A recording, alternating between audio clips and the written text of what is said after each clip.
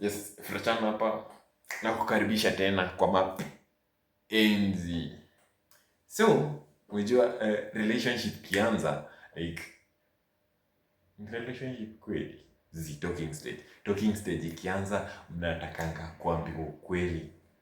So kuna huyu jamaa ameteswa na mapenzi, ni boys tu fulani tu alikuwa anaitwa acha tutampea jina Aleko.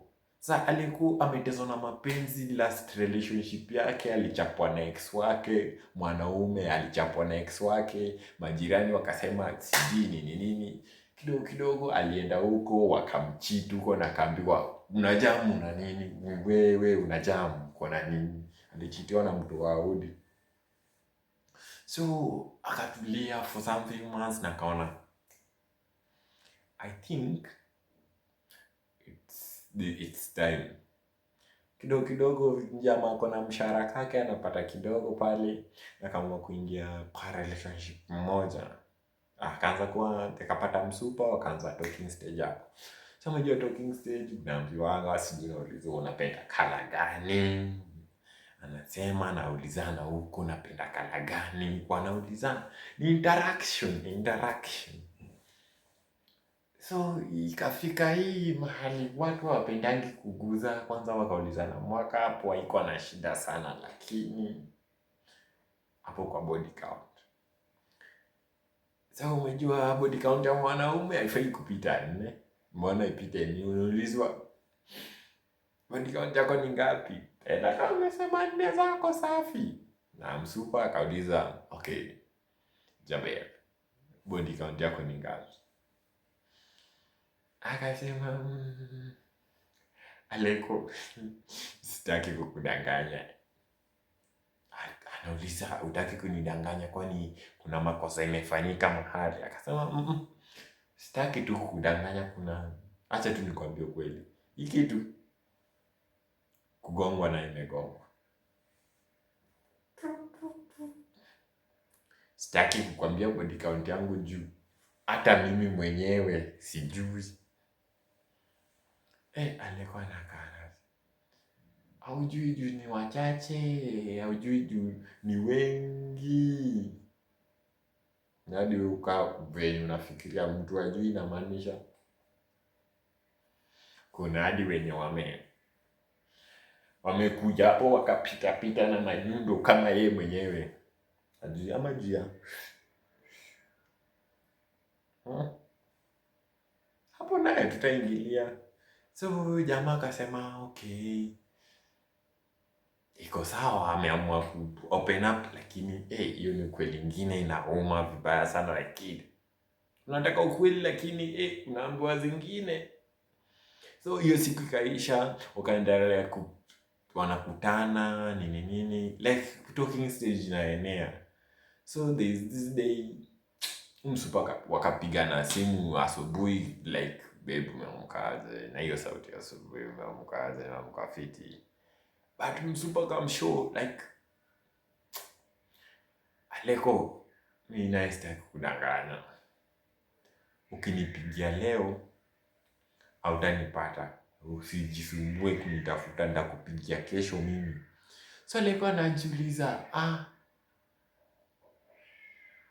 sasi okay, akauliza huyo msupa, akamuuliza mbona nilikuwa nini nafanyika, are you going somewhere? Akamwambia mali naenda, like nilikuwa nimepromise jamaa fulani mechi, but sitaki kumdisappoint.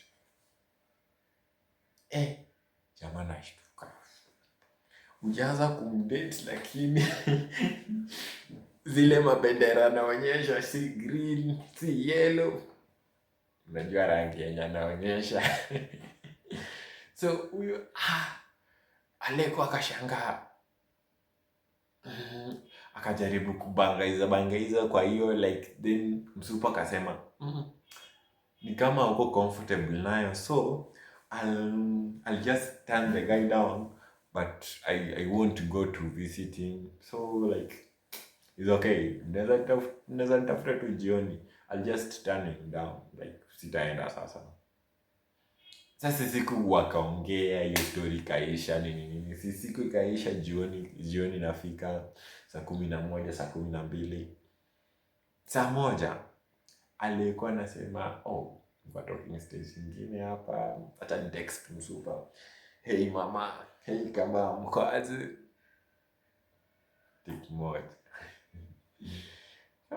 Maybe hajaingia online. Akasema, acha tuone ikifika hapo saa 2 hapo kwenda kuangalia zile mahei zake. Tik moja bado. Kama leo mwalimu ana mark tik moja na ni za grade. So ikafika saa 3 akaamua kupigia msupa. Kumpigia online, ako mteja. Kumpigia offline, ako mteja.